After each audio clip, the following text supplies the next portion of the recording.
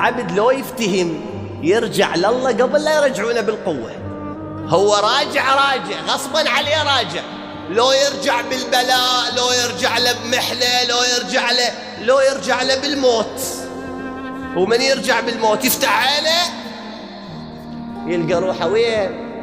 هو اكو ناس نام بعد نص ساعة عنده سفر يروح مدري وين، عنده شغل، نام فتح عينه وين لقى روحه؟ لقى الجماعة بملائكة قالوا له مساكم الله بالخير تفضل للبرزخ.